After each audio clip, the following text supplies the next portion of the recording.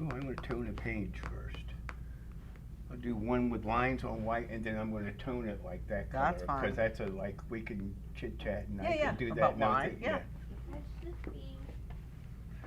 So I'll cut this, and then do that. Okay. What are we on? You're good. Oh. Hey, guys. Sorry, we didn't realize we were on. Hey, guys, welcome to Jerry's Live. As always, I'm your host, Amy Gardner-Dean. It is the 75th episode today. Wow. If you're following along at home with us, playing along, and you want to know what some of these supplies are, you can go to the search box on jerrysartorama.com, type in JL75. That will pull up the entire list of the products that we're using that you will see here today. And somehow they've allowed us to be here for 75 times in a row against everyone else's better judgment, Joe. Fantastic. And then they even let us have you on, which makes this even cooler. Today we have a special guest, Joe DiGiulio, in the house. I know how long I've known your wife, Sharon, which is actually 17 years. Yep, we've been here 16 years. Yeah. I have been with Jerry. Yeah, well, I've known her for 17 because I was pregnant with my child that's going to turn 17 tomorrow. Oh! When I met her for the first time and had a show down at Jerry's at the retail store. Oh, God, I and remember did a when they had demo. the galleries. Yeah. Yeah, and I think the thing that that you will always be fondly remembered for is giving me crap about the 300 different hair colors that I've had since I've known you. Well, that's fine. yeah. I don't know what to say Yeah, about every that. time I go in the retail store, he's like, let's peek around the corner. like What's your the hair hair. color today? I like the hair. Yeah, no, but that's, Joe keeps us on our toes, and Joe is an amazing artist and one of our Art of the Carolina artists as well. And he's going to be here teaching us this, and we need to jump right in because this is exciting. What are you going to be teaching us today, Joe? Well, most of you know that I have in the past, if you've seen my work, I'm very organic in nature, usually painting very large, colorful abstracts.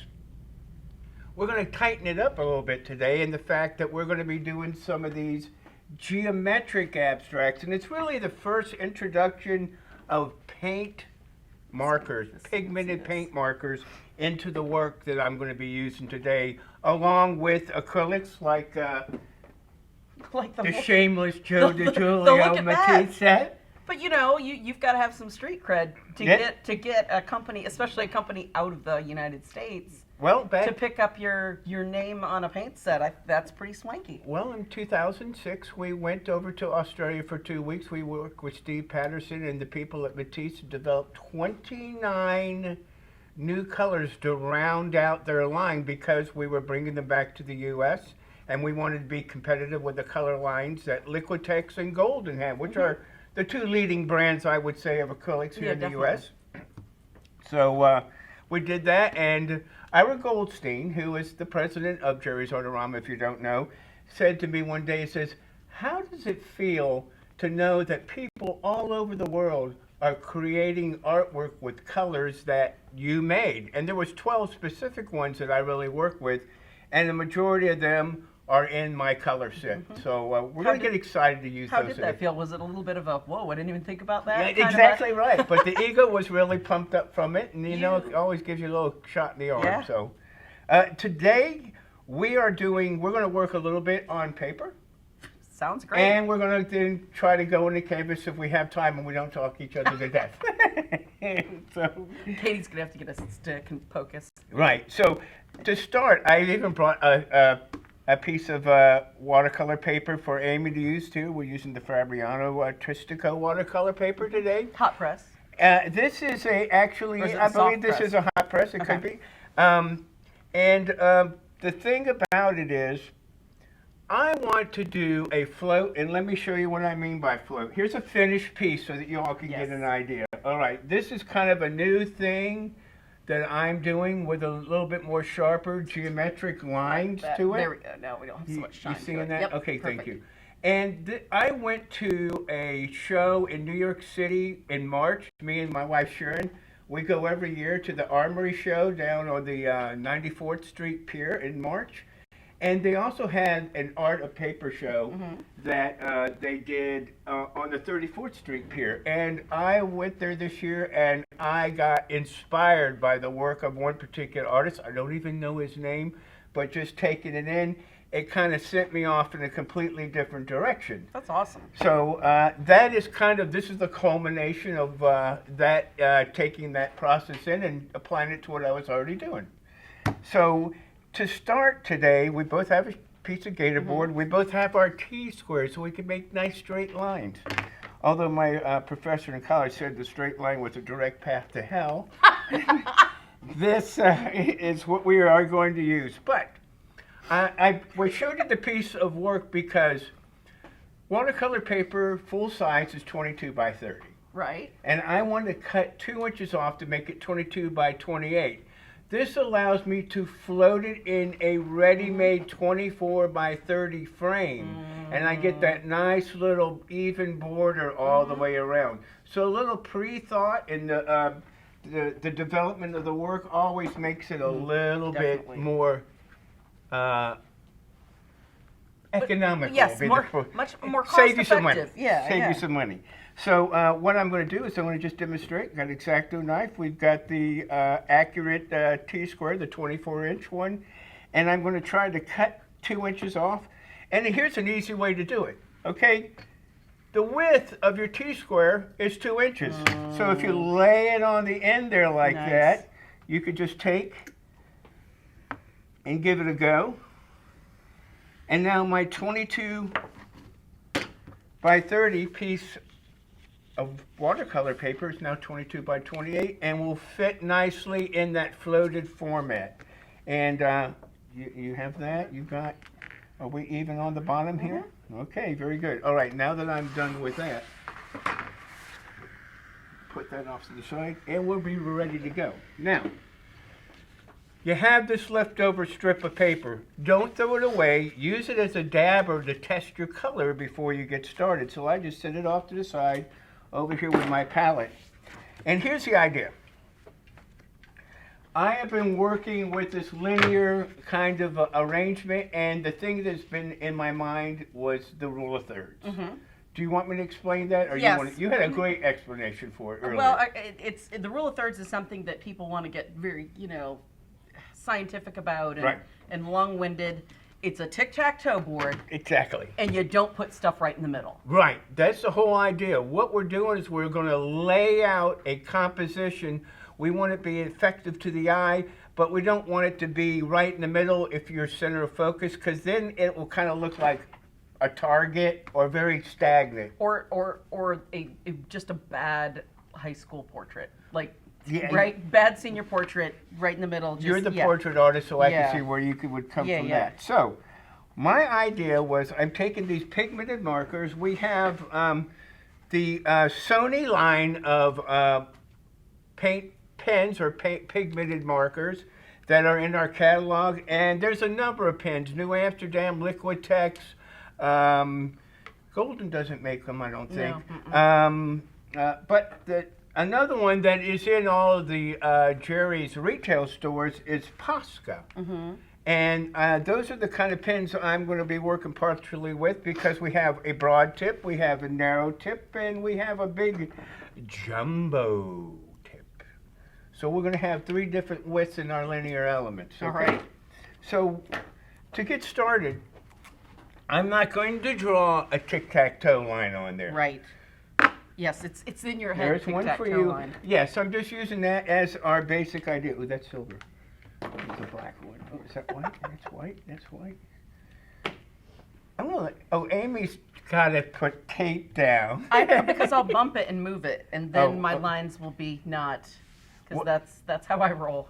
What I did is I cut the, I don't know if they can see that at home or not, but I try to keep the paper not being on the edge. Right. I line it up here. Yes. Then I know my gator board is square, and everyone should know what gator board is. If you're a watercolor artist, they should know what gator board is. It's a lightweight board that you can use and carry with you everywhere. We've talked about it in a few things, and even just, it's good to have for anything, even for doing drawings, because you can do it at your easel, tape it or clip it to this, it gives you a lot of different options. It's a great opportunity for plein air use too, if you're a watercolor artist or a drawer or whatever, because it's just super lightweight. All right, so I'm using it today because I just like these for a surface whenever I'm doing anything on paper, even painting too. Now that I have this, I know that I'm going to go 1/3, 1/3, 1/3, 1/3, 1/3, 1/3, almost 9 equal boxes. Well, we're not going to get technically that perfect. We're going to arrange some lines that create a focal point where if you had a, as you said, a tic-tac-toe, where the lines intersect is a great place for a focal point. You see, we've kind of got a third here, a third here, and a third here. Mind you, it's not an exact science. We don't want to be exact. We want a little juxtaposition, and that's going to allow us to do that. So you can see we've kind of got 1/3 here, this kind of bluer or cooler area, and then 2/3 of this warmer area. So that is kind of how we're going to create this particular process that I've been doing here recently. So to get started, it's all it is. It's just making a few linear elements, and I'm not thinking like, oh my God, that's 4 inches, that's 6. It doesn't matter. I'm just laying out some linear elements. You see, it's just that easy. Now it doesn't go all the way. What will I do? I'm only going to make a partial line. Oh. Maybe this is going to come all the way down. Maybe it isn't. I'm going to move it. That looks good. I'll draw another line. It's all arbitrary. There's not an exact science. Maybe some crisscross lines. Maybe this doesn't go all the way across. I feel like Mr. Rogers. Maybe it's just, or like Bob Ross? Yeah, thank you. It's a happy little line, though. Yeah, it's just a happy little line. It goes, I don't know exactly where it goes. I think he looks real happy right here. Right. All right, so we have that. All right? All Let right. you do a few there. And while Amy's making her marks, I just wanted to take the liberty of what I did earlier, and you can see where I just drew out some different lines just so that you could see how this process is working. And that in itself is somewhat interesting. And you notice that none of the lines are the same equidistance. I try to, in order to create an interesting effect, the areas that it creates where the lines intersect, I would like the volume of that area to be very different. Some maybe are the same, some are not, because in a way that kind of helps me decide, oh, these 3 here are the same kind of thickness. Right. I'm going to make all 3 of them blue. Right. You know, it sort of helps me with my color picking process. But there's no rights or wrongs. There's only techniques. So it's just a matter of going out, drawing some arbitrary lines. But we have a focal point in that thirded area. I might add some lines to it later on. You see, she's kind of doing a completely different process. So I'm excited to see somebody else, their take on what I've been doing. But I just wanted to have one so you can kind of see as we go along. What weight of paper is that you're working on? This is a 140-pound hot press Fabriano Artistico. However, that's a pretty top quality paper. This can also be done on Fabriano's Studio line, which is more of their student grade paper. Partial cotton, what, 20% cotton? Yeah, I blend, believe so. Instead of the Artistico, which is 100% cotton. But you know, I want to be able to frame these up, put them in a nice gallery, so I try to use the best quality, I think. Not to mention that Fabriano helps me out by sending me some paper every now and then, so I got that going for me. Name drop them a little more often. Well, next time I see him at the Carolinas, I'll say, hey, did you see that, Jerry? Yeah. Okay. Fabriano, you say? Yes, Fabriano. From our good friends at Savoir-Faire. So let's see. She's doing that. Now I'm going to spice it up a little bit. She's got the black marker. I'm going to take out the red marker. Uh-oh. And we'll do some of that lines. And see, this is fun. It's oh, I like what she's doing better than what I'm doing. As I just drug it along the wet paint's going on that. It's That's okay. correct. That is correct. There is nothing that at this stage of the game that can't be fixed. Because we're using these linear elements. We're going to fill in some of the color, maybe with some scribble scrabble, maybe with some texture, maybe just with a nice smooth coat of paint. But whatever goes in there, at the end, I will go back and also reestablish these lines again so that they kind of block in any places where maybe your paint went over the black line or the red line, so it fixes it. That's what I do love about using these markers, and that the opacity of them can cover up something from a previous layer. All right. Woo. And the thing is, I want to stay away from looking too stained glassy. You know what I mean? I do want color introduced, but I want it to still be interesting as well. Sorry, everyone. Ow. I know. No, that was fine. Wasn't the chalkboard. I'm going to do something bold. I'm going out of here. Uh-oh. But I'm using straight lines. Oh my gosh. What? Yeah. Stop, you lasher. Now, if I was really wanted to be, a perfectionist, and I wanted to drop in the color and not mess up anything, I could use some blue painter's tape to kind of give me that really sharp, crisp line on there. If you're going to use blue painter's tape, which is by a company which you all should be familiar with, when you purchase that roll, look for the cardboard core on the inside of it. Instead of being the white core, get the one that's an orange core. The reason why I say that is the cardboard reel that it's wrapped on. I want the orange one because that is for delicate surfaces, and it will release off the paper without it taking any of the paper fiber with it, as opposed to just regular blue painter's tape that you can get in any big box, Home Depot or Lowe's or what have you. All right. That's good to know. Yeah, so that's an important point that I learned the hard way. Anyway, okay. Can I have another color? Do you want a red or what would you like? I don't know. Pick one. Let's look at one that's got a good tip. I just grabbed a bunch. Okay. Oh, yeah. Big fat one. Oh, that's a good one. Oh, yeah. Okay. Oh, I like that. Oh, there's a dark blue. Can I have the dark blue? Is it the Yes, same? you're going to do. Oh, look, and the tip is Oh, good. yeah, that's I nice. just saw that. I opened the No, red no, one, and that's that tip was a little bit Oh, yeah, smashed. But the a little cool thing mushy. is they can be taken down and be replaced, Ooh. which most of these markers can. All right. This one I've not tried before, but I'm excited because it has a really Holy thick crap. line and very weighty, so I hope it works nicely. And if it gets messy, I don't care, because instead of being so tight and crisp like we saw on the canvas, I can go back to the herky-jerky, typical Joe DiGiulio work. All right. All right. I'm going to get a Soho white because this oozed a little bit under my... What happened? It oozed a little bit. Katie, can you get me some I don't want to bother him. Thank you. Oh, I smeared. Yeah, see? It's very juicy, and I think I pushed... Oh, it no, didn't that's go quick fine. enough. Because you're going to paint again, and then we'll That's put the true. line over. And once you paint, that paint is going to not it won't bleed anymore. Okay, Because it's I know. drinking into the paper. But once we have the paint Okay. on it, and we go to a line over it, you'll be good to go. Thank you. Well done. Okay. It's like I was a soccer goalie or something. Okay. All right. I'm watching her drop that. Maybe I only go that far. No, I have to go all the way to. Nervous. Yeah, these are acrylic markers, correct? Yes.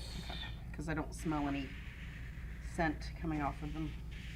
Well, I think there's a little bit, but it's not xylene, Oh yeah, there's no xylene in this. which is the one that's kind of. Yeah, that's not. This is not That's working for me. printmaking class It's because I'm. revisited.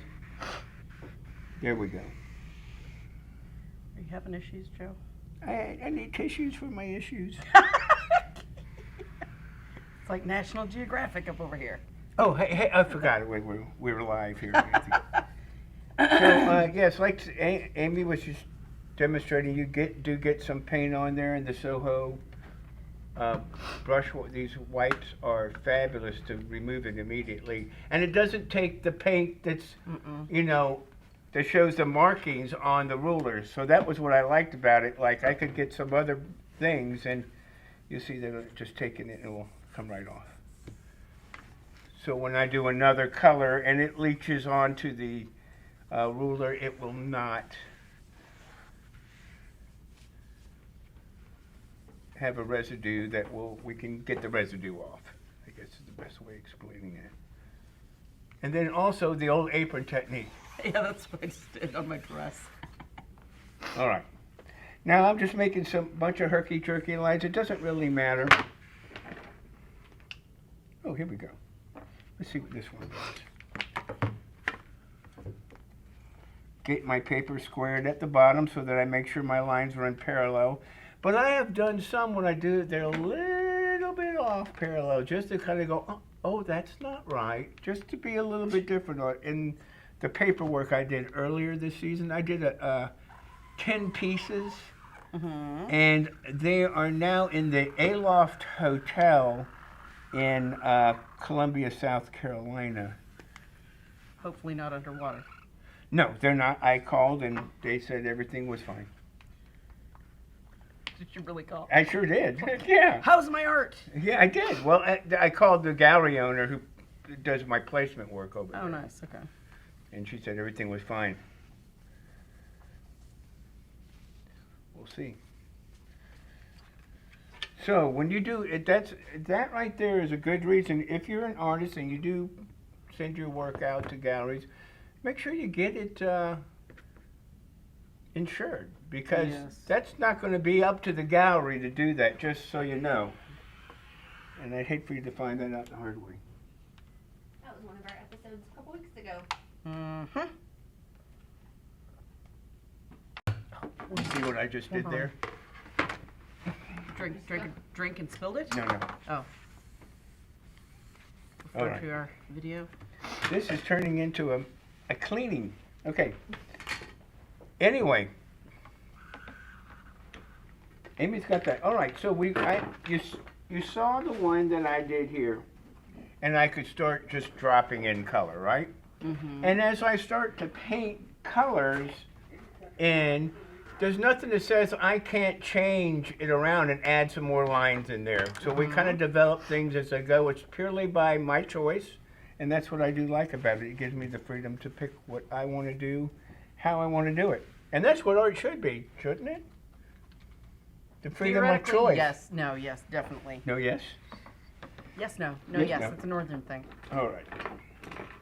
So we'll put the ruler off to the side All for a right. while. Did you say, oh, great? I said, all right. Let's put the top on this one now. Yeah, here's these. Yeah, I like the bold and the thin lines. Really haven't fallen in love with the jumbo one, but if I was doing a very big Oh, yeah, 4 yeah. foot by 4 foot, then I would go there, Yeah, because it'd be a matter of scale. Sort of like my DVD. I think it was the 7th or 8th one I've done. On a matter of scale. I like the palette knife one. Oh yeah. All That's right, my so we have that. Now I'm going to take probably my most favorite color, Australian Sienna, and I'm going to take this one, and I'm just going to stain the paper, the whole piece. Okay. And let's see what happens. I want to see if the markers bleed or not. Okay. I'm not sure what that result will be. I'm using this is a mural number 40 flat white nylon. I like this brush. This is what I use for all of my varnishing work. But I'm using this one today because we're working on paper and I want a smooth, hopefully streakless color tone to what I'm doing here. So can I do the same but with another color, or we just You can wanting do to see? you can follow along if you want, or you can do another color. But I would encourage the initial color to be a transparent one. Yes, I was kind of eyeing that green over there. Southern Ocean Blue. That's not transparent enough. It is. This is a Oh no, the Southern Ocean Blue isn't. Oh, the Southern That's Ocean Blue too- is yeah, fantastic. For tinting over this? Yes, that but would what be you better? want to do is make sure that you add enough water to Yes. it to reduce it because it is Right, right, highly right. staining. Yes. Oh, definitely. And but those are the two Obviously fantastic phthalo. ones. Without looking, I was like, that's got to be phthalo. Which do you? I don't know. I would I'm go with torn. this one Like because that. this is my second go-to. If I I'm know, not I doing just- something in this color, I'm toning it with that. But light, Right. because Yeah, you're oh, already no, yeah, you're already working in a blue. So if you want, Yeah. you could just drop in some spots of that tone if you like. It's a Okay. free for all. There's not It's a really any free-for-all. rules. It's Oh, like I don't. like this color, I'm putting it here. And you know what? Never telling me it's a free for all. If you, if That's you where the don't trouble like- starts, Joe. If you don't like it, you Doesn't it, just Katie? cover it up. All right. But you can see from this right here that I'm not worried about getting it on the board. That's what the board's for.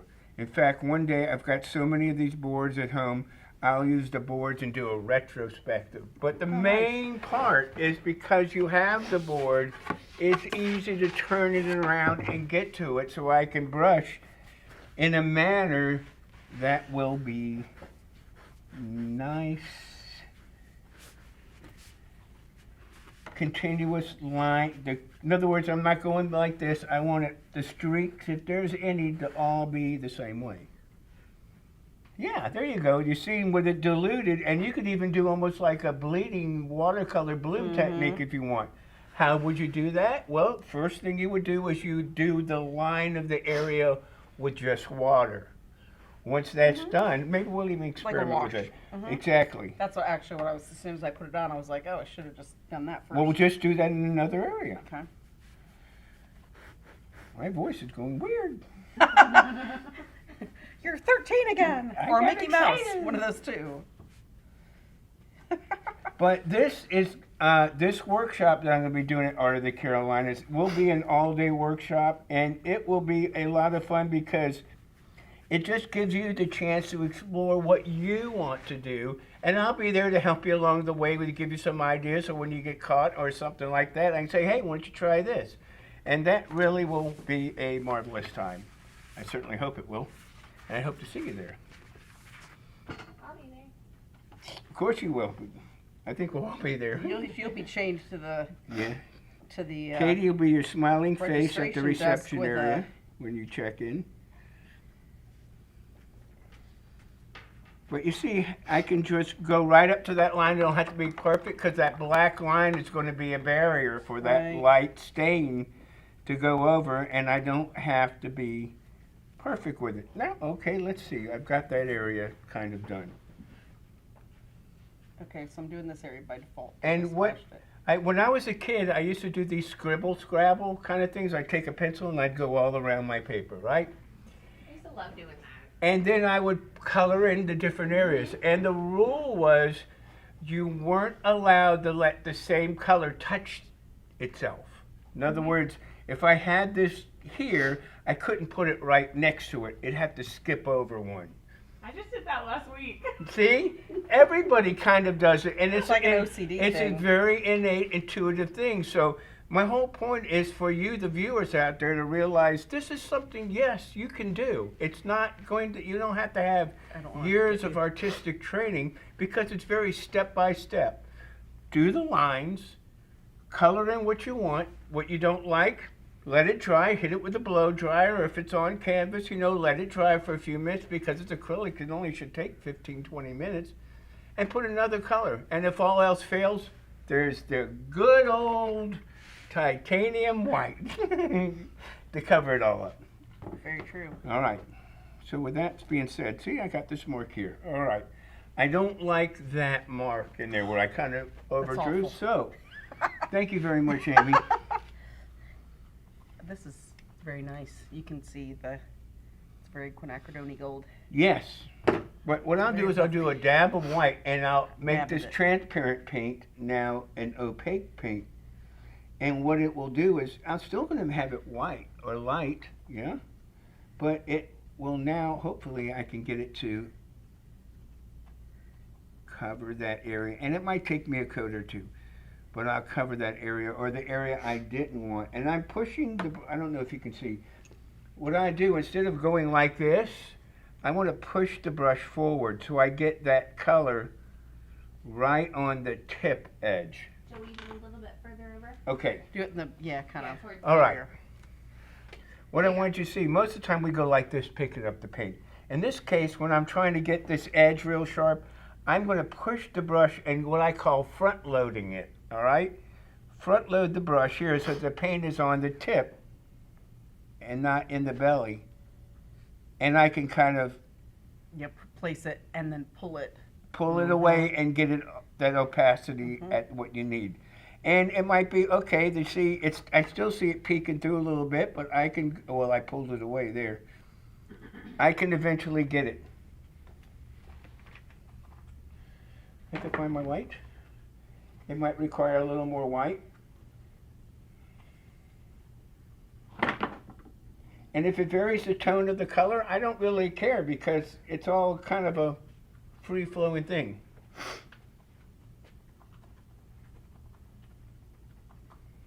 Let that just sit. All right, let's pick out another space. All right, I will do this over here. Yeah, come on, get your spaces going here, Joe. Mine will be filled up before yours missing. Mm. Maybe it won't.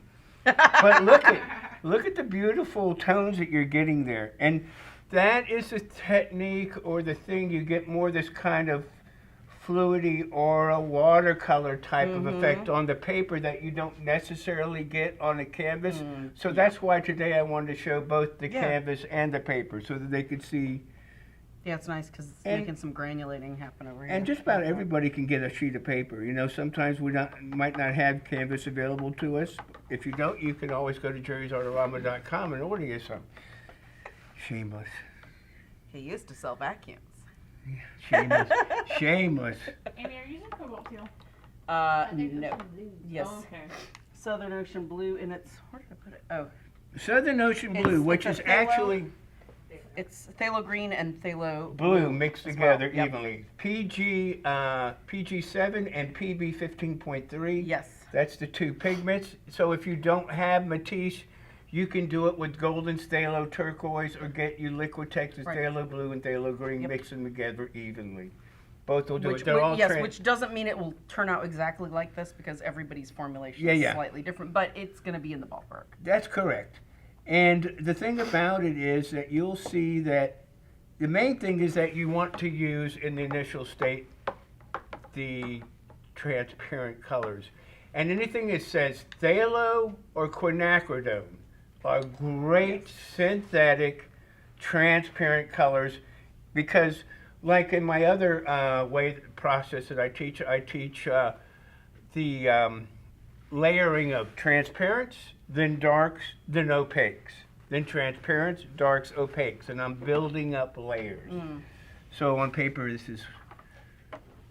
Are there any issues with the watercolor paper buckling when you use the acrylics? You can see it on mine, perhaps from above. It's waving a little bit, A heavy but amounts it's a of lot of water. if you introduce heavy amounts of water, it can. What you can do is put a thin wash of water down and then introduce the color to it, and that'll kind of get more of a bleeding bloom effect. But the more importantly, this is why I use Fabriano, is because unlike some of the other high-level watercolor papers, I've always found that although it buckles up, that it relaxes better than any of them the next day or so. That is I think it has to do with the external sizing of the paper. I'm not a scientist, but it's been my personal experience that that is why I do like this particular paper I for that. theorize it may be the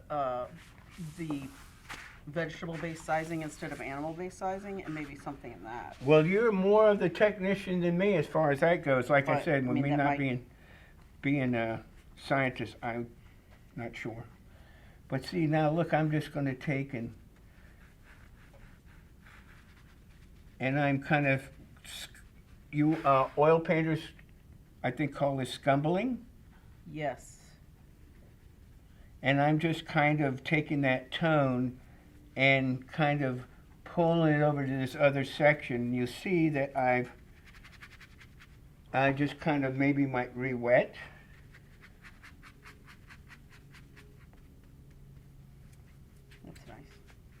Do you think a glazing medium would work as well as water, better or worse? I would, to get this effect on canvas, I would use the glazing medium, but it's not necessary. On paper, water will do the same effect, but you would use the glazing medium to achieve this effect on canvas because it doesn't drink it up. The surface of the canvas doesn't absorb like a paper would. All right? Hopefully I think that answered that. Okay. All right, so I have some transparency. I'm going to get another large area of this color, and then I'm going to move on to my other colors. I love, when I'm working with Australian sienna, you have the Southern Ocean blue, but I like a dark, and in my set I use Prussian blue, because the Prussian blue is my black. Because it almost reads as black, and you'll see as we go along what I'm talking about. Are either of you using a green gold? The green gold is a golden product, so we don't have that, but what she has is the Australian yellow green, which is very similar to it, and that it happens to be one of the colors I did go over there to do with the folks in Australia at Matisse, because that's what we were trying to do. We were trying to use that color to be competitive with the green gold.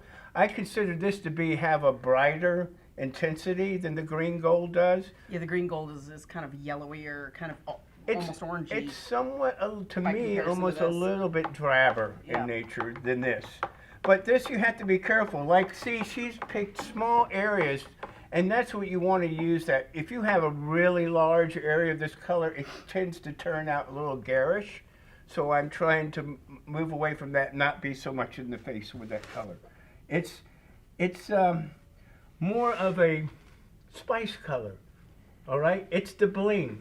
Right now we're just putting the cocktail dress together. Then we'll put the jewelry on. This is more like the jewelry at the end. But see the staining power of this tone, of this particular color. It can go from a very dark to this almost like a yellow. This is why I love this Australian sienna, my favorite of all the colors. All right, now that I actually have worked this backwards today, haven't I? I certainly have. We'll have to stay with it that way. All right. Oh, what do we got in here? I don't. There must be something. Oh, it's sludge. Oh, nice. Nice job of cleaning. Oh, that wasn't me. Yeah, we didn't I plan put it. water in it, but I Did didn't not plan check that. there was sludge. Do you want my water bucket? This is clean. I'll throw it. Say what? I was flicking water on you. I know. We're just seeing if you're paying attention. Uh-huh. Say what? We're just seeing if you're I'm paying listening to him. I was. I'm trying. All right. Now, let's take a new color, okay? I like this. What's happening here? I like it. That's it. It's very nice. But what you have is actually, orange. see, I'm going to do the warm, It's she's nice, doing yeah, the cool. yeah. I can go with that. Yeah. So, when I've established that I'm thinking I'm going to do mostly a warm,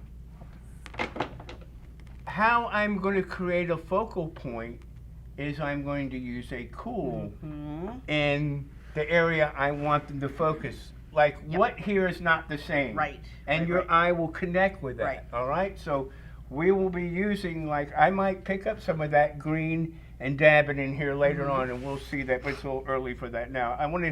I have my transparent, now I'm doing my dark, because I'm taking my painting process, transparents, Right. darks, Darks. opaques. Opaques. And then I can take the opaque area that I covered up because I didn't like something and put a transparent on it. And then I go through the process. So I'm building layers of transparents, darks. Transparents, darks, opaques. Oh my.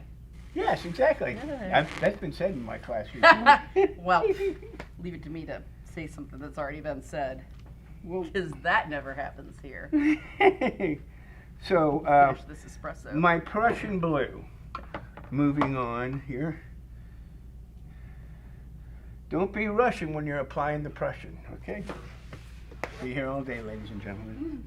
Don't you spit that out. Do you need a napkin? Do you need a towel? Nope, I'm all right. Okay. All right, so you can see that rich tone. Okay, yes, you can see that that's a blue, all right? Yeah. But right here, full strength, it would be hard to distinguish that from being black or blue, especially when it's up against a lighter Yes. color. So I use this in a lot of my work as my black. I think it reads on canvas more as a black than it does on paper. I agree with I've that. noticed. That's your favorite color. That's my favorite color. When I know it's just blue and black mixed together to make Prussian blue, but it's still my favorite color. I was very sad when I found out it wasn't just like a single pigment. Oh, it's got black in it. The magic was gone. No, don't be Russian when it comes to Prussian. All right, we're using today Creative Inspiration short handle brush. This happens to be the short flat set. I think that is part of the list. But I do like them because, one, inexpensive. Two, acrylic handle. I don't know about you. I leave it in the water overnight. I come back, my brush. You don't. You better not. Yeah, I do. Who doesn't? Everybody cleans up everything. The brush Nazi I does would it. put out You the are not water. working in your studios enough. Oh no. I'm I just am- taking the extra time to clean my brushes. Show me a Why clean couldn't your studio, and I'll Yeah. show you. Show There's me a brushes all clean over. studio, and I'll show you an artist is not producing.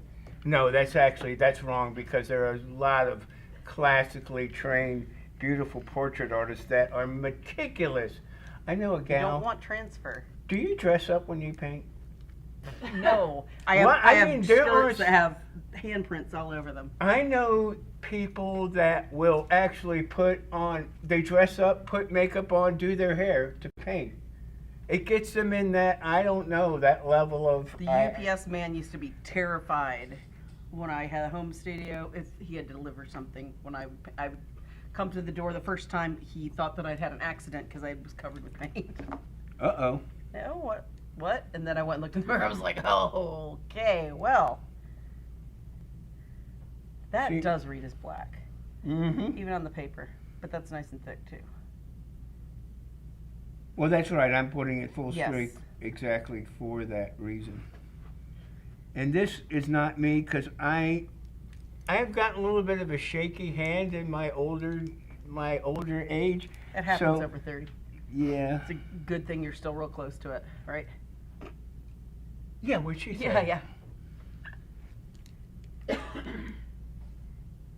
But you can see now that I'm thinking about it, my hands Yeah, are I there know. going all That's crazy. always how it works. And I'm too. a lefty too, as you I are. know. So it's like, how much of my Lefties unite. palm can I get into the artwork? I know. You're not. That's how you know if you've been working or not. Is if you got it all over your left hand, right? Exactly. Okay. So there's a couple of ones. Now, it might be a little bit messy there. Well, I'll just take a can little fix it, white yeah. and fix that later on. But we're going with that for right now. All right. Now, what's next? Can I get some Prussian blue? 'Cause now I want some, too. didn't know that I should have been giving that to you way earlier. Yeah. There you are. All right, she has Both that. are in the Prussian blue. Got to keep it warm. So she's using the Prussian blue, and I am using the transparent red oxide. Another great Yeah, that's much transparent my favorite color. color. Wait a second. That's, Prussian blue and then transparent red oxide. you Is should like, probably pick up the Joe DiGiulio set. Where would I get that from, though? Well, that'd be jerry'sartorama.com. I don't know. The girls could probably give you a link to that if they really You wanted think? to do something. Okay. This is kind of getting messy. So, when I'm working, a painting like that might take 15, maybe 20 hours because I'm being very meticulous. We got an hour or two here today, so we might get a little more mucky You right have to now. get Russian. I'm going to get Russian. I'll get out without using the. I got to get Russian without using the Prussian? Oh, Okay. Amanda. She, We're having she did words it. later. What happened? No, I'm just. teasing her. All right. So you see, it's just an application of color. It's not really any kind of rocket science, guys and gals. You know, I used to think that, oh, if I only have that brush, you know, I'm going to be able to do this fantastic. Well, it's not really the wand, it's the wizard behind it. You're right. You know? It's like you're not going into a workshop at 9 o'clock and 9:15 you're Van Gogh. You know, you've got to actually put the work in. Yeah, Sharon's going to say, well, how come you haven't painted enough at the house? Hi, honey. I'm sure she's watching. Oh, she is. I'm sure she's probably going to get ready to comment now. What makes you think she hasn't already? Because you haven't mentioned anything. That doesn't mean it's No, I was gonna say they're waiting. Oh, God. like The tigers, chat, they're gonna that pounce, I chat know. room must be just I going know. off now. Yes. So I hope that everybody in your viewing area is survived the hurricane. We've had Yes. quite a bit where it was touch and go whether we were going to do this today because, heck, last week we didn't know if the building would be here. But we made it through and everyone seems in this vicinity, we're located here in Raleigh, North Carolina, seems to be doing okay. Okay, so I introduce a little bit more darker, but it's still in the warm family, okay? Oh, look at that. Woo. Let's do another one of those. And then we can do a tertiary colors of mixing the two warm colors together to get us that third tone in between. And it's just plain picking, mixing, testing, working it. Hey, Joe. Yes. Brennan Day asked me to tell you that this is better than Neo Geo. Oh, Oh, Brennan, it is not better than Neo Geo. That In sounds like case you trash don't know, talk. Neo Geo is some of Brennan's artwork, but really, I mean, there's a bit of his influence here in the linear elements that he did. But he was doing the style that was very geometric in nature, some of his recent body of work, and he brought it in. He's going, I didn't know what to call it. And I said, well, it's Neo Geo, like it's geometric, but it's the new geometric. So there's the thought process on that term. Thank you for that compliment there, Brendan. And we're glad to see that you're watching today. What's that rusty color you're using right now? Rusty. Oh, This that hurts rusty my nail heart. That hurts is my heart. a red oxide. But more importantly, it's not just an ordinary red oxide. It's a Joseph DiGiulio created transparent red oxide. Transparent is the key. Funny thing happened. Matisse came out with that color, and I swear to God, a month or two later, Liquitex and Golden had a very similar color come out. So they've added the transparency into their lines. But the rusty color is great. And by the time it mixes with that, if I get some of that rusty color and mix it with the blue, it's going to be like this prison dirty. wall green. Yep, very dirty green. Yeah, It's with dirty. the bucket color, color of the water in your bucket. But the thing about that, it's not just junk. There's use for a color like that because what you can do when you have that color, it's that tertiary tone that is a soft, muted, quiet tone that you can incorporate in the outer edges. I want sharp, brilliant color where I want you to see, and as my eye moves away from the area that I want you to look at, I will mute the colors. So maybe I'll just take some Ooh, I bucket like water that. and do some staining. That was a good idea. So we got this kind of green mucky bucket water, right?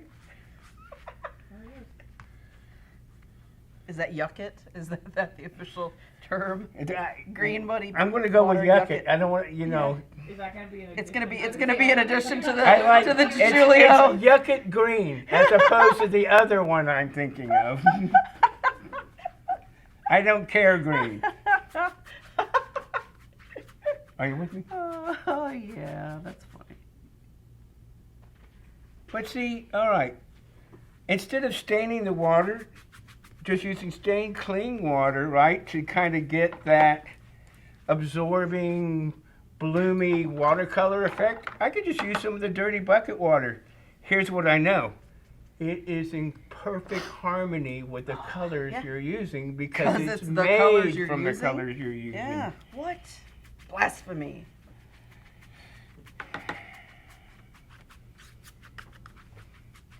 But see, I can take, okay, I kind of like where we were going with that. So let's take a little bit of that. You have the Prussian? No, yes, you don't. yes, I do. No, you have. It's You right do? over here. Oh. I realized I was I holding started- like 4 things in my again. Okay, multiple so I'm things going in to my- take. You want let's- to see me at let's do home? I look this. like Wolverine on both sides. I'll bring this over to where you can see it. I'm going to pull this out and get a cleaner sheet of paper. I want to I'm see gonna what my take- yucca water looks like. Okay. How's Well, I it don't really want to throw this out, so I'm going to just set this back here. yeah, Don't lean on it, because, oh, that was not good. Oh, Joe. Here, Sova wipe. Maybe. I'm going to throw it away now. You can't see. He just got it all over his frame. Here. Yeah, I got it all Maybe, over. maybe move it off to the side so it doesn't. I threw it away. It garbage down. Yeah, let's move this This is Yeah, off to the perfect. side. Yeah, the Perhaps. Oh, Oh, there's still blue. Move the frame. Here, blue, still. There we go. All right. she's cleaned it for us. Thank you. All right, now, Sad when I'm the not messy one here. that's sad. Yeah, A well, little, no, yeah. it's unprecedented because it's usually me. Like I said, I'm the one leaving the brush in the dirty water, yeah? Okay, so I've got some of this contaminated, I have some of this contaminated Prussian blue and the transparent red oxide that I had on my palette. I wanted to get a new sheet of paper and I didn't want to throw it away. So I'm going to take this, I'll blend it together, a little dab of water, and let's introduce a little white, but I'm not going to put the white right in the middle of it. Let me see if I can slide this a little bit here. I think you can get it in the shot now. Okay, so I have that. I'm going to Yes. put the white off to the side here, right? And now instead of the white in here, you'll make a pile of paint that way. Let's take what I have on the brush and introduce it to the white over here separately. And it makes this god-awful This sounds like drabby green. like But a you know what? Tinder date You're gone thinking wrong. that might be ugly, but how many of you walls in your living room are painted that color? You know? This is just another tone of I that. like that color. It is a great color Very because it's a soft color and it will work with the composition. Let's see how it does. You know what would look nice with that? The unbleached titanium that I'm going to steal from you. I know, that's my favorite. I love This the is my Australian white. colors. They're so pretty. You know how many tubes of unbleached titanium I Don't- have in oil don't from eat the different paint. manufacturers? How about the ghost gum? Like about I 5 love of them. ghost gum. Yes, I like What about parchment? And the salmon. Yes, that's very pretty. Don't say that. What are some of your favorite colors out Yeah. there? No? Yeah, well, ask Bonnie. We already know what Patty's is, copper. I like shiny things. Oh, this If is you had pretty. gold on yours, Amy, I would fight for it. I like blue and glitter. Blue and what? Glitter. Anything sparkly or shiny. Some go shine. I think if I were a bird, I'd be a magpie. I don't even know where to put this. I'm just like, I like this. No color section. Eeny, Hey, meeny, Joe. miny, No, moe. it's Yeah. touching. What are your top 3 tips for people who are starting to paint with acrylics in this style? Let me think. Good question. Meanwhile, some of our favorites are Australian gum tree, Yeah, yellows and great green color. undertones, purple and yellow, turquoise and teal. Well, I went to East Carolina, so I have a propensity for purple Yeah. and gold. But it's got to be the right ones. Dioxazine purple is huge, has a huge stain content, so you've got to back it off a little Yeah, bit. it's not with red a- enough for. Well, a dab of white, just a dab, will not lavender it too much. It'll just make it like, oh, that's purple, not dark, not black, because it is so highly concentrated. And I should speak about that because that's really the one that I find myself using of those color tones. Okay, this is really working god awful. I'm not sure I like that. So. You know, Joe. And it's because I'm being too tight with it. Sometimes you just have to kind of get a little mucky. But you go, oh, that doesn't look good. When this dries, I'm going to reintroduce those lines. Don't forget, the lines are going to come back in. Once the lines are back in, it's going to be fabulous. Right? Fabulous. Fabulous. Fabulous. Okay.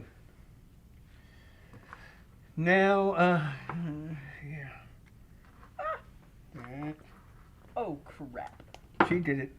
I did. I somehow Okay. have every color. in So, my- is anybody out there painting also? Are you working while we're working? Or are you just observing? Or you just drinking some wine? What? They're all watching and enjoying, and nobody's asking questions. It's really odd. We're all mesmerized, I think. Yeah. Mm-hmm. Do I have them mesmerized? Or are they all just still underwater? Zombified. Oh, yeah. No, they're all watching, mesmerized, watching the color go on. They I have love a person who's still waiting for those top 3 tips. Yeah, come on, Joe. Okay, tip number 1. Don't sweat the small stuff. Tip number 2. Everything is the small stuff. Tip number 3. When in doubt, titanium white. If you don't like it, you can cover it up.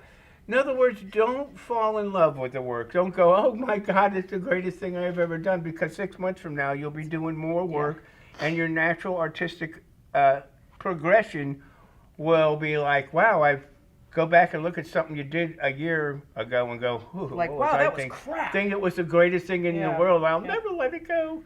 And it's like, oh, what was I thinking? But that's how you know you improve, though. See, that's the important part, is going back and looking at stuff. And a lot of stuff that I did maybe a year or 2 ago that I really didn't like, I could go back into it and add some kind of feature that I picked up over the past year. That's where you can go back. Problem solving is the fun part of painting to me, is finding some way of taking an idea that didn't work.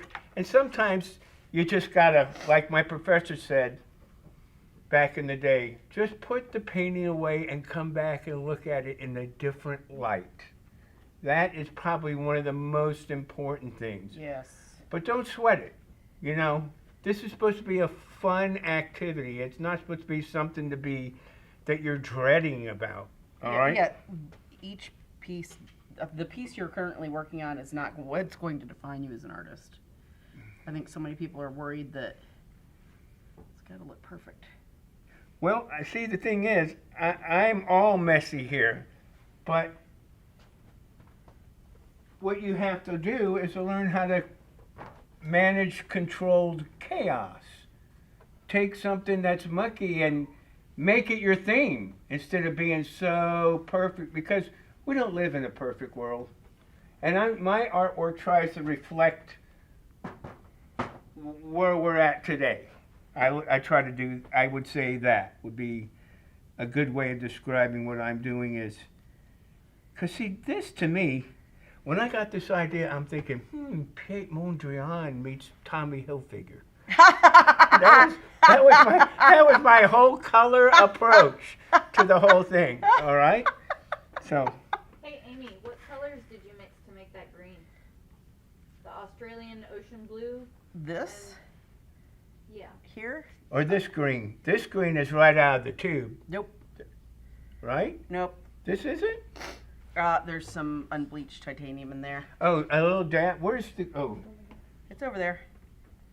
It's getting all It mixed is in. Australian yellow green, and we added the titanium white, which will actually mute it out, and it's great. See, titanium green. This is actually excuse me. unbleached. I've got this in with it Okay, what the thing is, to warm it up. she applied this in the place you want to look straight out, and then take some of the unbleached titanium, mix it with this, and make some of the softer muted tones that don't stand out. See, I use that really, really brilliant, bright color to get you to look in that area. And then I soften the color in the areas I don't want you to spend a lot of time, because that's going to give your eye of the observer a resting point, because it gets real busy if it's all over the place everywhere. So you got to make some strong statements and then soften or quiet down your art in the outer areas. At least that's my approach. Well, especially when you're dealing with abstraction, things can get busy quickly. Well, the thing about Should be busy abstraction, in there's place, no but- rule. I mean, Right. there's no tree, there's no lighthouse, there's no roll of hay in the field. So you don't have any visual cues to go, oh yeah, that's a roll of hay. I know that's the focal point. So you have to do it with color or intensity of color. That was messy. But as far as your artwork goes, it's like Andy Warhol would say. He was in the art factory, production. So it's just do the work. Don't worry about it. Don't focus on it. What happens if you're doing a process where you're doing, like, say, instead of just painting one piece, you have 5 or 6 laid out, and you do the blue, the yellow. You don't tend to not think about it so much. And it tends to just come out of you more intuitively, as opposed to sitting there and fretting on what the next color should be. Just go. Because it's a numbers game. You know, you do 10 pieces, you're probably going to at least sell 3 of them, you know, if you really frame it up and make it, you know, nice and presentable. So that's always been a great number. I found that in life. Guys that go in the Hall of Fame in baseball, they get a hit 3 out of 10 times. It's a numbers game. Or it counts as a hit. It's a numbers game. Yeah. And see, I'm not real crazy about this color, but I can clean it up, and when we put some lines in there, I can juice it up a little bit. But maybe I want to do something a little different here. We've got some red marker here. Maybe I'm just going to fill this in with some scratchy red marker. What's he doing? It's not a color. It's scratching in there with... It's choice.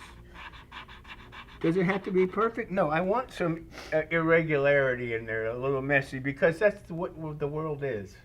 You know, it's a little irregular, a little messy. It's It's a lot messy nowadays, it seems like. Joe's actually a professor of philosophy as well, right?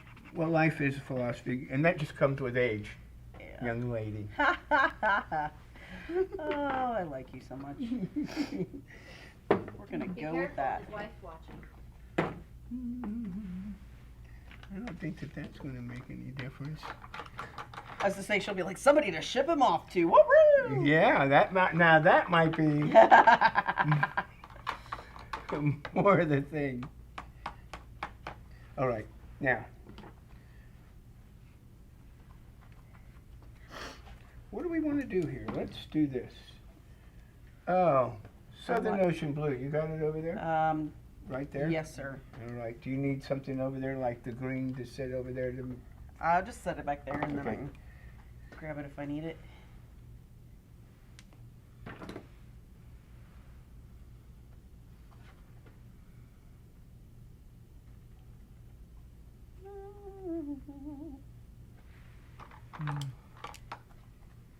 So how many workshops are you doing at AOC?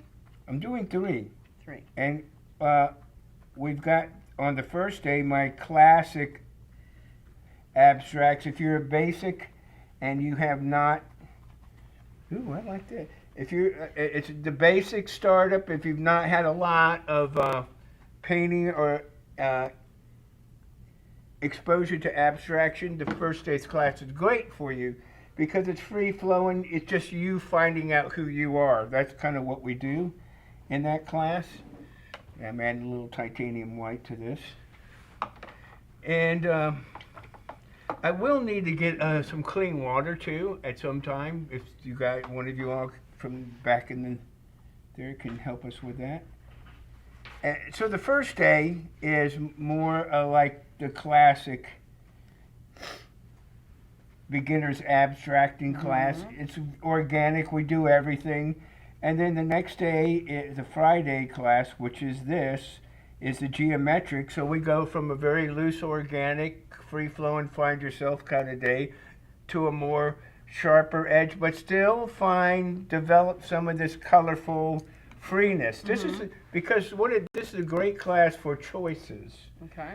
And then the final class is all about intuition. On Saturday's class is the speed painting class, where we're working solely on paper, and we're going to be doing 20-minute drawing class. It's almost like that's figure nice. drawings, except not doing Yes. figures. We're doing abstracts. Set a timer. So you don't have time to think about it and go, oh, should I have done this? Should I have done that? No, you don't have to do any of that. It's just, and it really helps people to find who they are.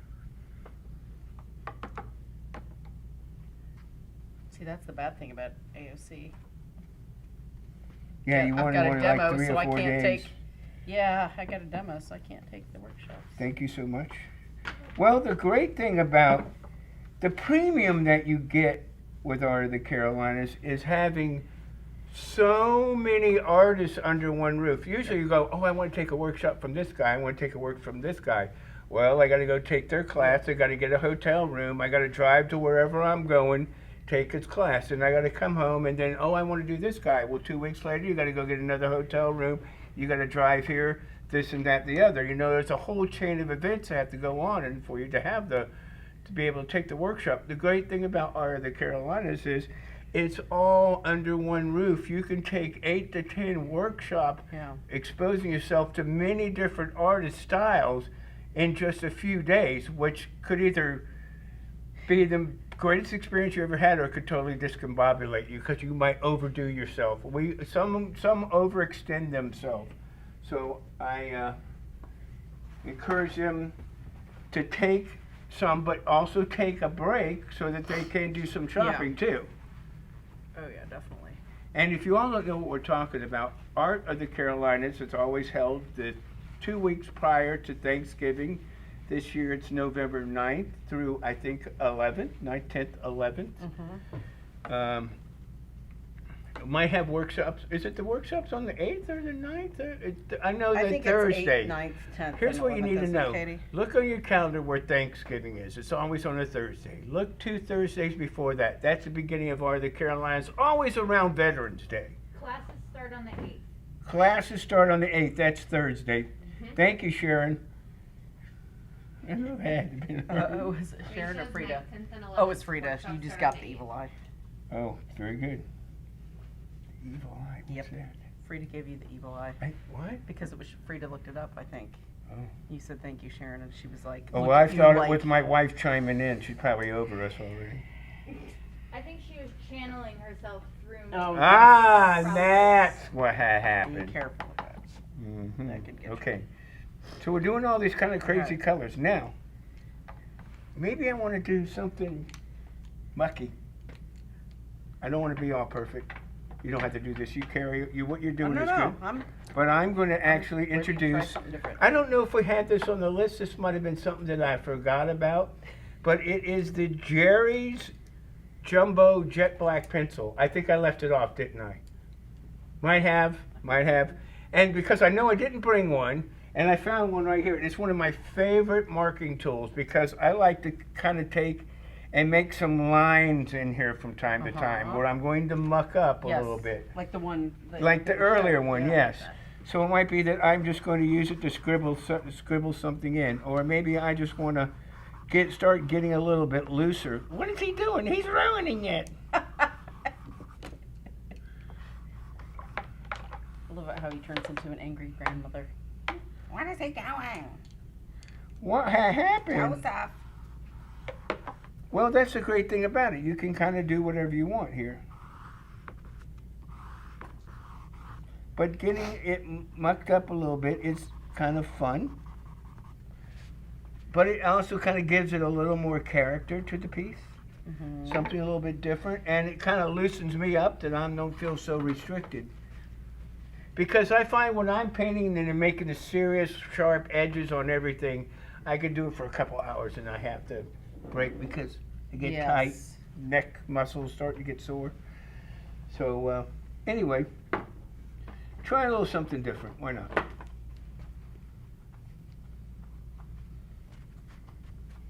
It's just having a fearless approach. Now see, Amy's doing hers very nicely. She has very nice sharp edge colors and I'm running amok over here a little bit. So, thanks Amy. It's practice from letter and type design class with that big Oh flat my brush. God, I know what you mean there. Well, I'm sure you took letter and type design by hand like I did Oh God, yeah. before computers. That was I did, and my thing was, together we stand, and I had a typeface that was tight, and then I took that typeface and broke it down, and it's divided we fall. nice. So it was like all split up. I think I got a C on that one.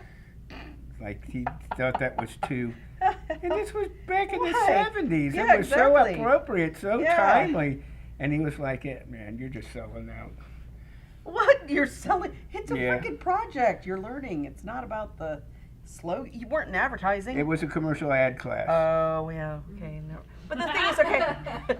But you're not I in switched- marketing. You're the one that they would take the stuff to, I and then you do it. I not- switched my major next semester to art education and minored in sculpture, so. I did the same thing. Minored in sculpture? No, I was a graphic design major, and then it was like, yeah, forget this. Yeah, that's not me. No, It's not me. never had the pleasure of dropping a class more than the day I did that. All right, I'm going to introduce some of this. And oh, don't ruin it. I'm making my own peanut gallery there. Do you You notice are. that? I'm like, You are. boy, ain't right. Oh, crap. Uh-oh. What did you do? It was a top to something. Oh, I messed that up.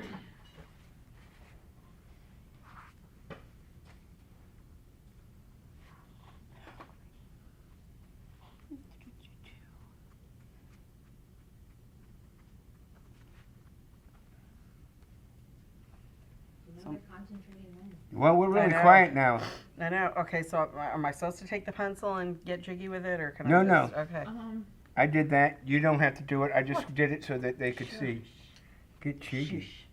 Yeah, she's just doesn't like my reference apparently. I have a viewer that says she's interested in the defense of geometric art. She says she's one of those that says, "What is that?" when viewing that style. Go. What is geometric art? And what and why is geometric art? Geometric art is art that uses more of an angles and four basic lines. They would be horizontal, vertical, an angular line, and maybe a curvilinear line. This is the four basic linear elements, and this is something I picked up from another fellow artist, Sterling Edwards. He'll also be teaching at Art of the Carolinas.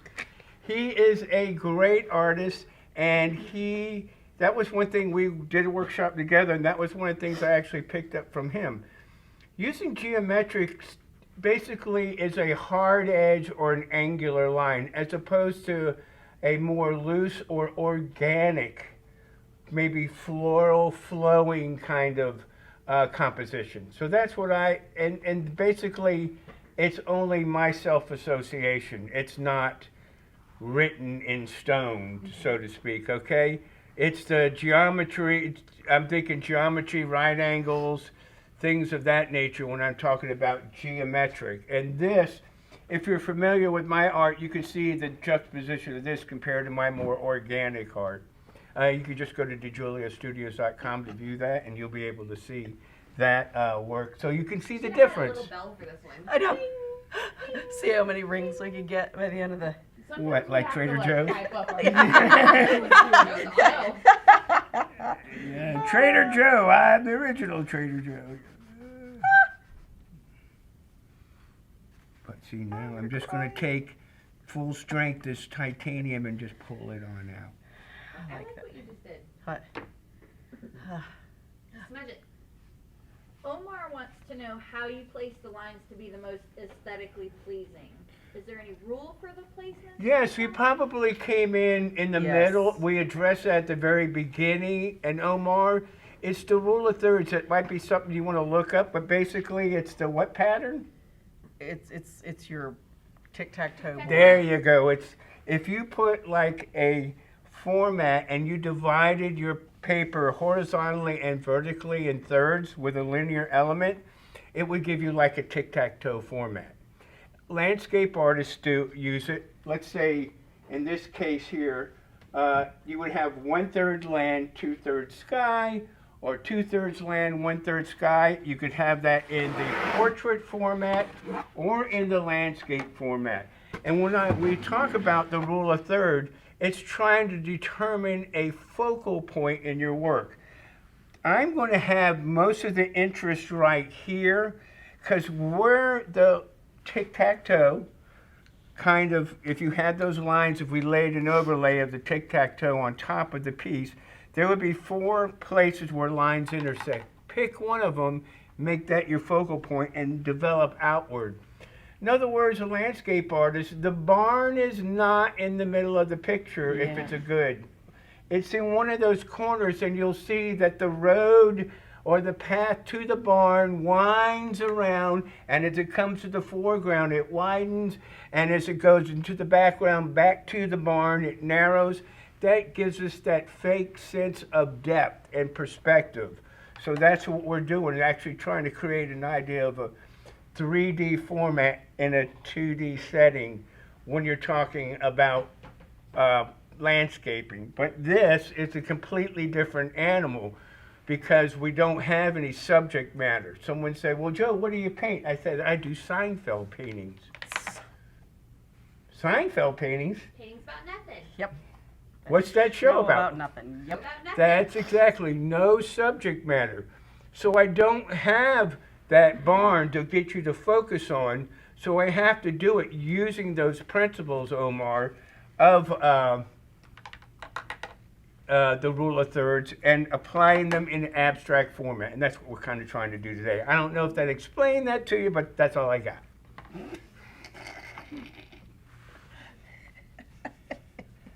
It is what it is. That's fantastic. Okay. Now, what can I do to justice? Oh, let's take. Yeah, wait a second. Now all of a sudden you're taking off with all Well, this I'm just stuff. going and doing. I'm just See, getting a I little shouldn't have herky jerky, done and that's so. what we do. We get a basic Yeah. setting down, and then we just kind of go from there. Shot myself in the foot making so many boxes. Well, it's just a matter of time. What Yeah. you're doing is actually excellent. I'm enjoying this. I like how you have developed tone and weight, in that you have some of these large areas here, but you've had the key to success in these kind of compositions is you see that she has this shape here, and she has that shape here. You can have the same shapes, but the critical part, I think, to the success of this kind of work is to vary the volume of the shapes. They can be squares, they can be triangles, but if everything is this same thing, it's just a boring checkerboard. I could have big squares outside and come to my focal point and use the size of the volume of the shape I create to almost kind of compress, or to give you the idea of condensing, or maybe the idea of falling back into space because they get smaller, larger in the foreground, smaller in the background. So we can use all of these different sizes and volume shapes to actually create a more interesting composition. That makes sense? Everybody with me on that? Joe, Omar, I hope I answered your question. Dan Nelson says a hearty amen from him. Well, Dan the man. Dan is a fantastic artist in any kind of medium one. And one thing I know that Dan said that I've always thought about, it's kept in my mind, and it comes to, like, when you're painting landscapes, you can use any colors that you want. It doesn't have to be real colors. Dan, this one's for you. Dan once said that, what is it? Let me think for a second. I don't want to mess it up. that color gets the credit that value deserves. Having the correct value I like that. is what makes it work. Putting any other kind of color, you know, Definitely. it's just a matter of, if you have the right value, it doesn't matter what the color is. The sky can be purple Right. if it's the right tone Yes. and intensity of it. So Dan, thank you very much for watching. I hope I haven't messed up your credentials any. I think just admitting that you know him probably is. Yeah, I know. What are you going to do? It's out there, though. Now, I so- know. Well, he made the comment, right? Yeah, Dan, it's all your fault, Dan. April was asking if you ever have or would you add a rounded shape to this type of a painting? Or do you stick purely to the geometrical Oh. angular shapes? That's a No, good question. a round good has a place. Why do I feel like there's going to be a Great punchline? question. Here's the thing. If I've got a composition and everything is right and left, right angles, 90 degrees, 45 degrees, right? And then I introduce a circle, what is that circle going to become? The center of interest. It will be the focal point. So I have done the old 3-circle technique before, where you'll take a lid and you turn it in your paint. I'm not going to do it here, but you turn it in your paint. So I get paint all along the lip. I sit it down and I turn it, and I make a perfect ring there. 1, 2, 3. I might even do this here. Is that April? Yeah. It said that. Is that who Who it said was? Yes, April. Yes, I might go there. We'll have to let this dry, but yes, there's nothing wrong with circles. Or the whole piece could be circles.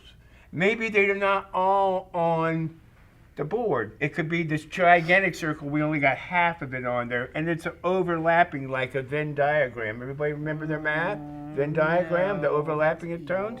Okay, and then I could actually do that, and then maybe those straight linear elements could be the thing that actually be the focal point. So yes, the circle is fabulous, They don't I want just you to don't do do it. Huh? Now they want you I'm to not doing it. You need a circle. Well, you know, what can I say? I got paint that's going to dry. No, here's the good thing.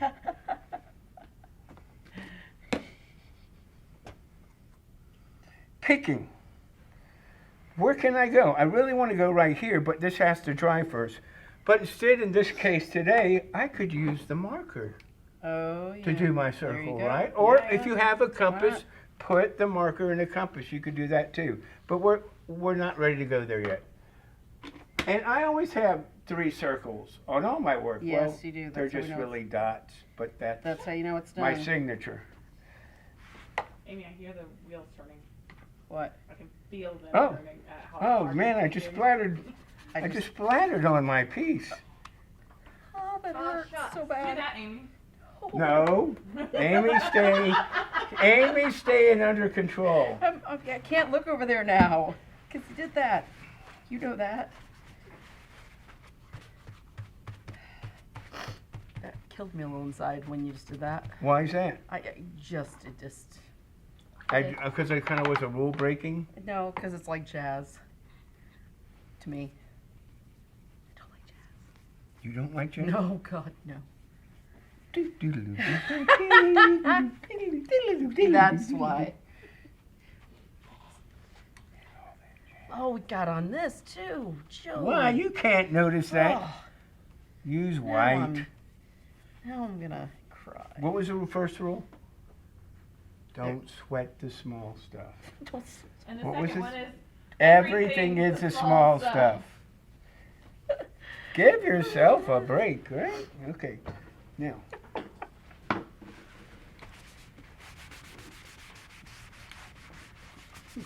This is. Just a paper towel.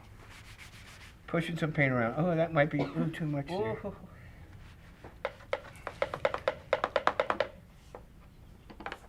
All right. Yeah, you got way much more done here than. Amy, shake it out. Because Amy, It's not What the, is this, like the It- Wiggles or Listen something? at It's not the destination, it's the journey. Oh God. There, is that better, Amanda? Are you Feel better? having fun though? No, I'm having a great time. Okay, no. Are you having fun? No, I'm having a great time. Okay. No, I am. This is fine. What's I'm having funny a is good that time. color doesn't pick up at all. So it looks like you just painted it with water. There, now does it? Yay! Oh, it hurts my Right, heart. you can get loose like that.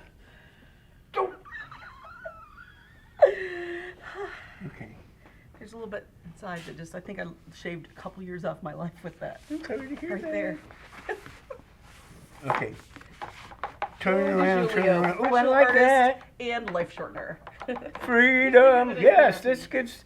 But can you not see how that gives a little bit of character? Yeah. Now, Yeah. you see how you've got Yeah. these little pink things? That suggests that, I'm going to make you look right where I want you to and use full strength red. I did, and then I didn't like it, so I Just dialed one. it back. Just one. Just one. Just Okay. one. All right. That's what I'm thinking. All right. No? No, And I'm here. I am trying to find my white. Can you give it to Amy? Oh, thank you. I believe that's your white. Or I should say the white. Everybody's really excited to try this at home, by the way. Well, I'm glad to hear it because it is something that you can do. It's, this is something that everybody at home, number one, probably already has all the stuff to do. But using the line just to kind of give you something to quick start.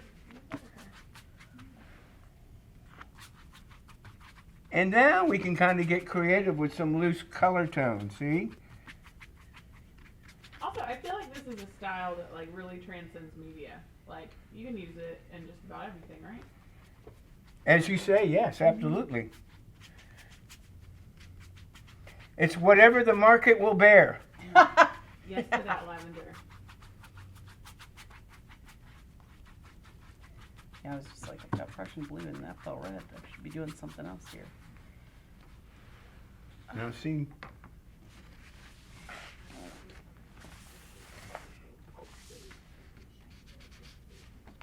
and see, I got a little white there. So what? To just get some more of this brown.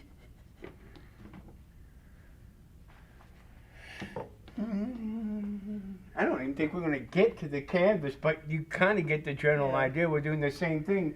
The only difference would be we would use a glazing medium instead of water so much for doing that kind of transparent wash technique, all right?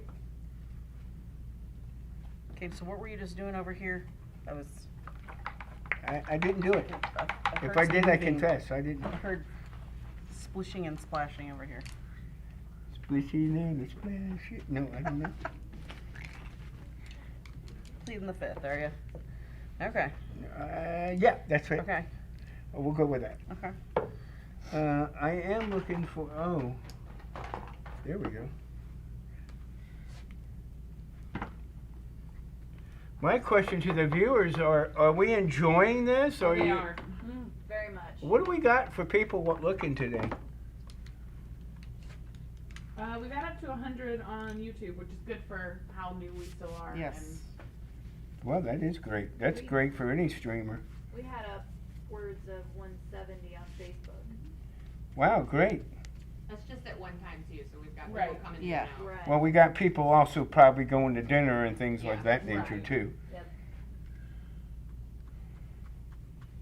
The nice part is that it stays on Facebook and YouTube, so if they miss the live, they Yeah, can always go back they and can see watch the it. rerun. Mhm. Can you guys program that to run too? It's just there. You can Yeah. use it anytime. Oh, that's true. YouTube. Yep. Duh. And Same Facebook. with Facebook. Well, I'll just, We exist for forever. I could do a link. That's not good. Yes, you could. I don't like that. There. We can also download it for you too, Joe, if you like. No thanks. I can get it. That's a big file. Mhm. When I can just watch it on YouTube. Okay. That's easier. That's really the way to do it. Mhm. No one's keeping stuff now anymore because there's so much accessibility. Oh, I don't want that now because I don't want to fill up their hard drive. That'd be full in a week's time. Okay, I didn't like the water. I had too much water there, so I just laid that down. But I had made a splash here with the white earlier, and I wanted to kind of try to fix it.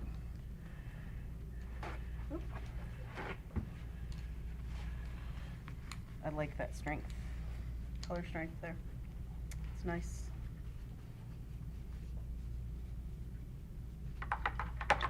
I like imperfection. I like a little bit of sloppiness, because that's kind of me. It's not sloppiness, it's the hand of the artist. Come on, you can get this blue here. Well, it keeps it from looking too stained glassy too. You know, some people like that, some don't. So. As my mom would say, it gives it character. Patty and April have started a petition and would like to see metallic paint on one of those paintings. No worries. They want a metallic square I am not surprised. or rectangle, any shape really. We can do it, but you know what? It might not really be able. It might be hard to see. But they'll know it's there, and it will make them happy.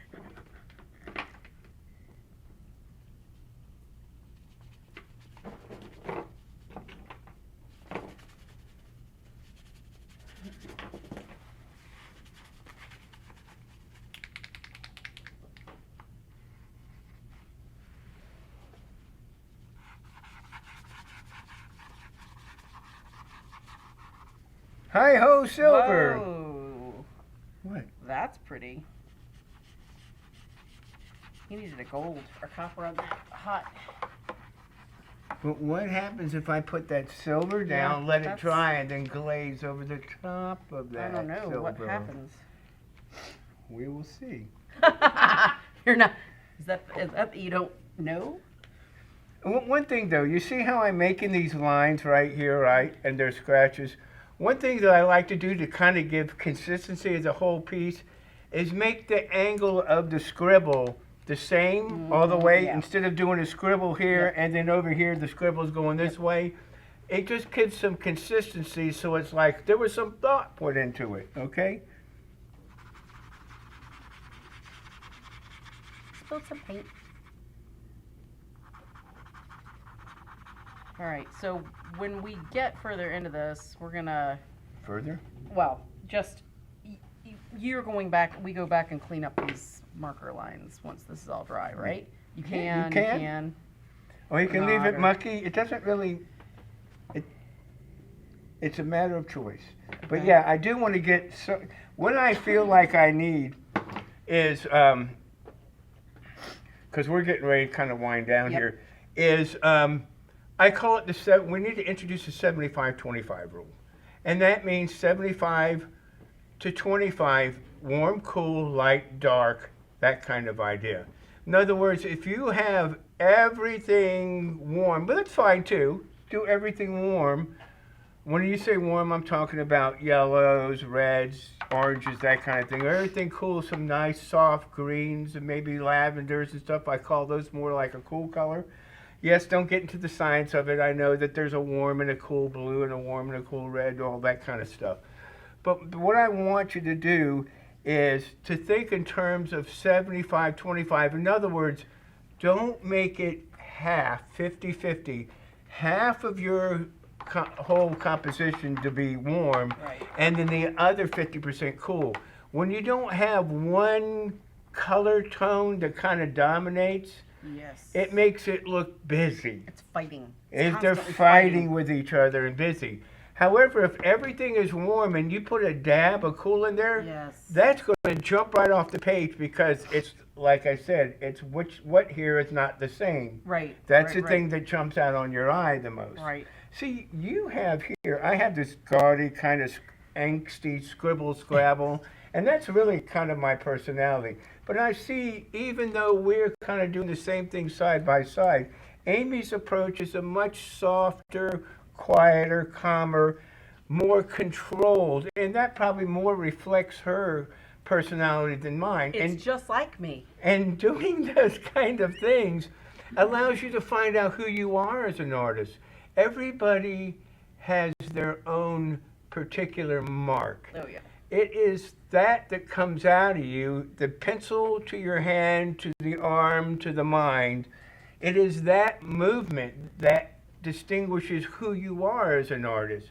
And doing these things over and over, like I said, the Andy Warhol Yes. factory process, really allows you, like a golfer with a golf swing, to develop that personal mark relationship between you and the brush or the pen or whatever. Right.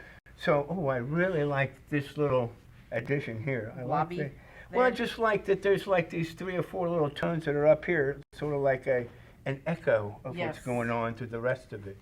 So, yeah, I lost track of what I was saying, but I know I was going somewhere with this. In other words, what I like to get back what I was saying was that whether you want to run amok or whether you want to be pristine, do whatever feels good to you, because that is really going to help you establish and feel confident about what's coming out of you, because you've done enough work. You've got to put the work in.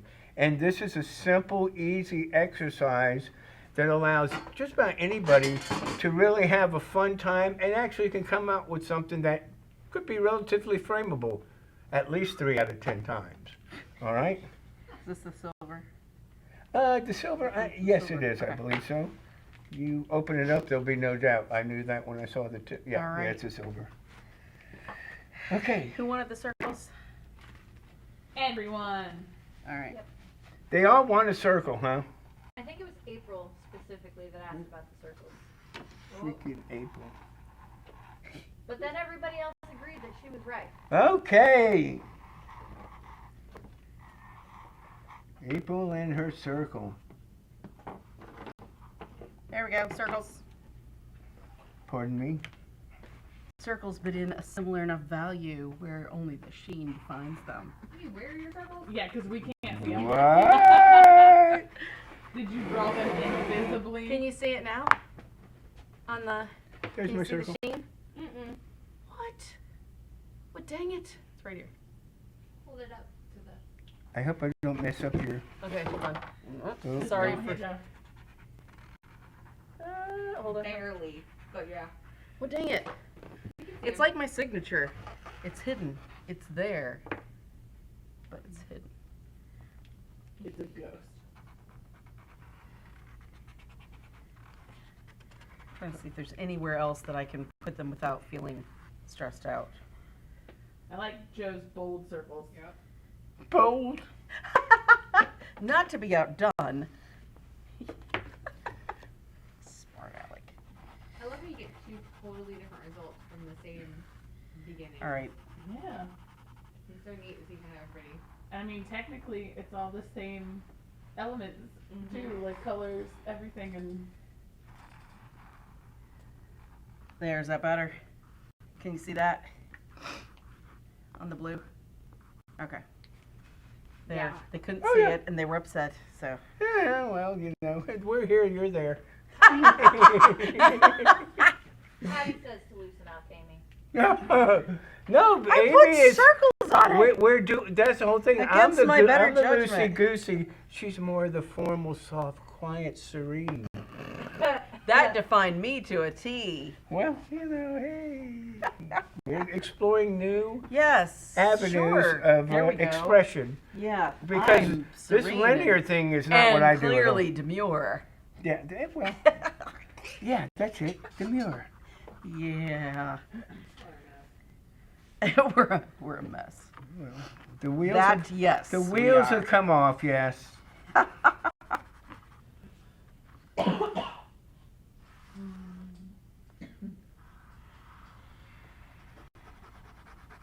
Oh, I feel so much better about just crisping up that line right there. Yeah, you better believe it. I'm so proud of you What? for crisping up that line. It just. This is not a cooking show. Crisping. She popped it under the broiler for a couple of days. Merry Christmas. All right. Because we're here on the wind down, so what we're going to do, we're just going to finish up these two, and then just do a kind of a closing statement. But you'll see it's all herky-jerky, but we established some nice hard lines back in here, and it will sharpen it up, and I hopefully will. Do you need this You'll back? be interested. I just had too heavy of an application of Oh, paint. No, I have my own. yeah, I kind of did that And everywhere. it kind of held me up and kind of handcuffed me a little bit today. So I get my paper lined up, boom, boom, boom. And here's what I found. Okay, I draw a line and I don't get the other part. I might just move it a smidget and draw a second Yes. line and thicken the. Yes, that's, yeah. And that that was kind of what I really was is what- contemplating as well. And maybe I come to the circle and then I skip over it and do the rest of the line.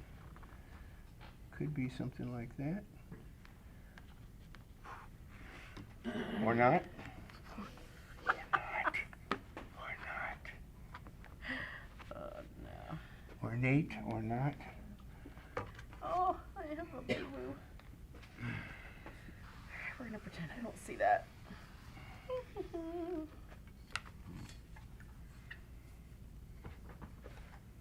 Okay, not to freehand that. That would be bad. There's still some stuff that's kind of But you too see- wet to do, Yeah. to fix. But you know, we're going to go ahead with it, although it might not be perfect. But we just want to see that when you get that hard line in there, how it really kind of pops the work back out a little bit. Ooh, that's got paint on it. I didn't do it. If I did, I confess.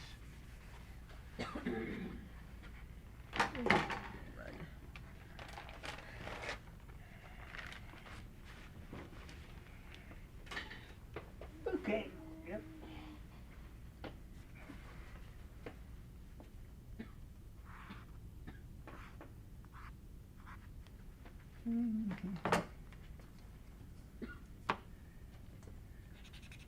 You all right, Amanda? You need You water? know, dying. Uh-oh. Uh-oh, what did I do with the top? There it is. Can you pass me the red marker? This one? Or this? Sure. This one is not really that great because it's, Oh, no, yeah, we don't want that one. right. But it's, the whole thing, it's, the new part for me is the introduction of the pigmented paint pens to the work, because I had not done that in previous efforts. So I wanted to, oh, you got the red, that's what I need too. Yeah. So I'll talk while she marks. Are you done? I just wanted to, Oh, pop it out. yeah. She popped it out. Yep. Okay, so I'm going to reestablish this red line.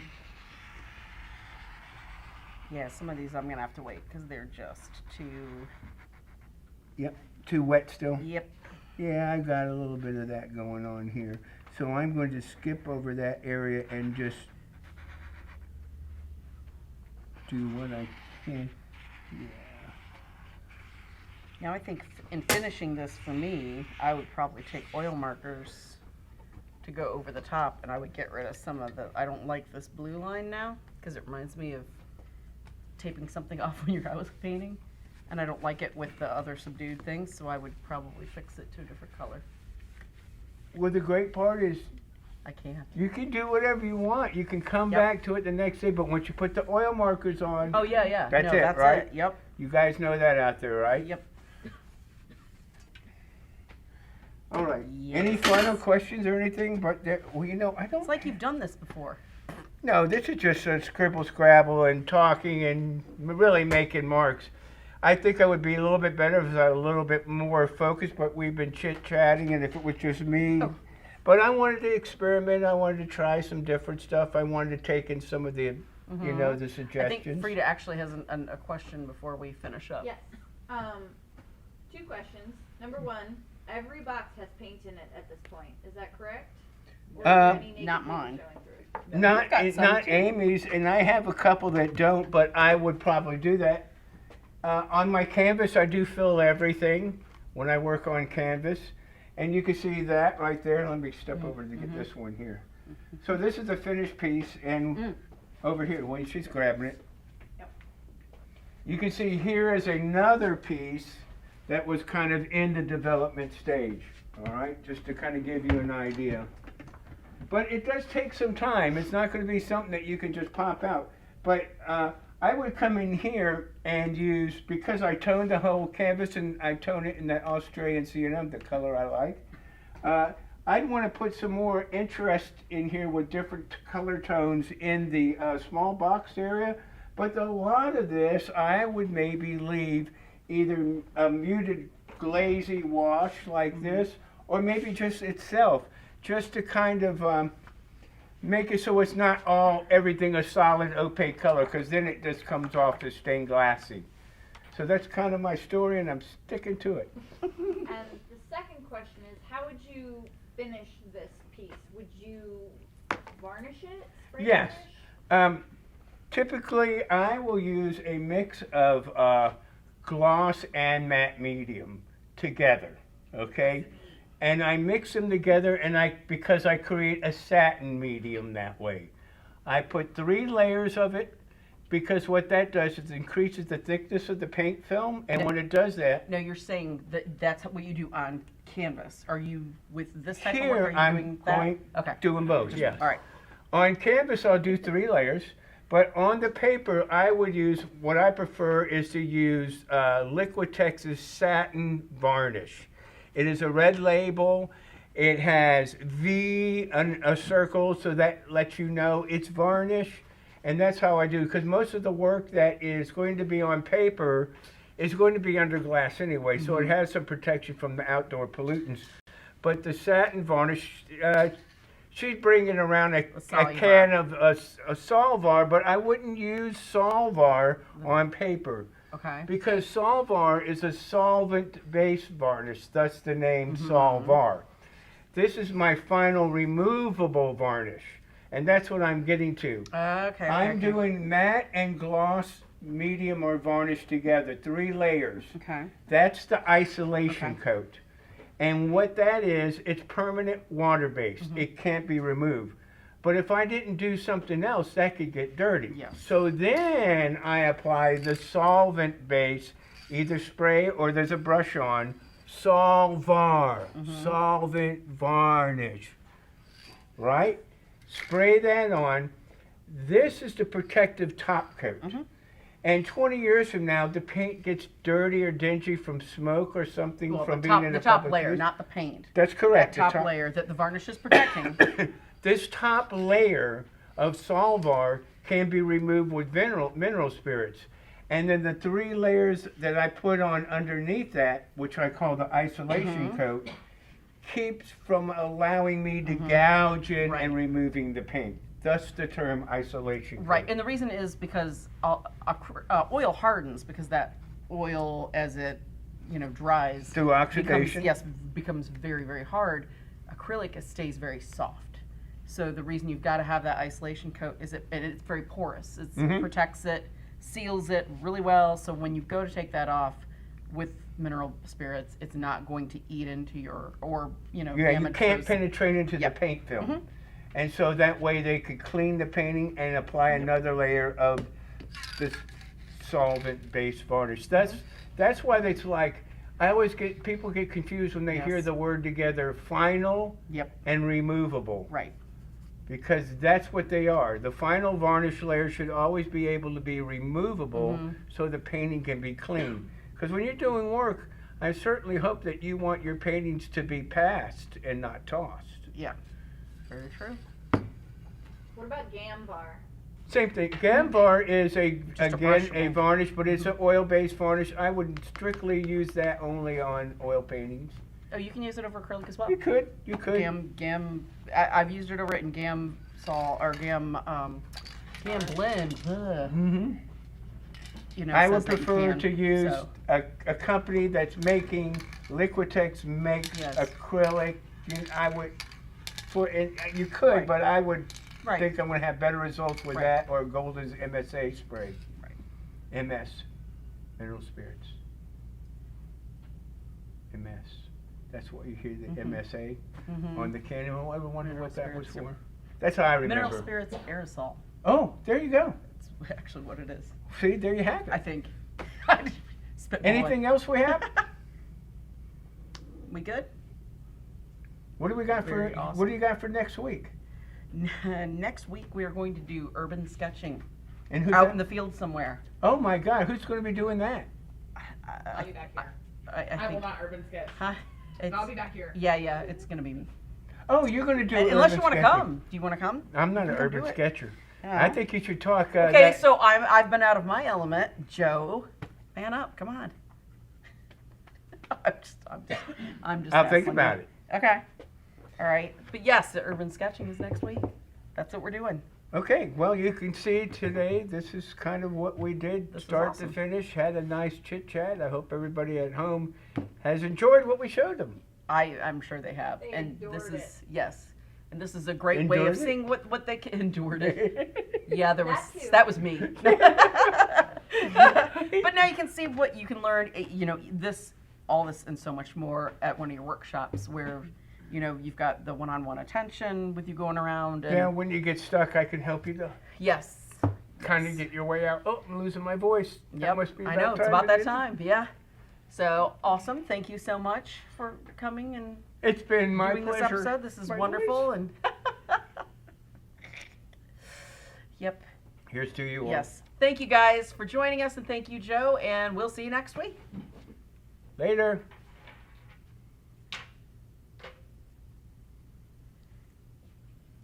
This is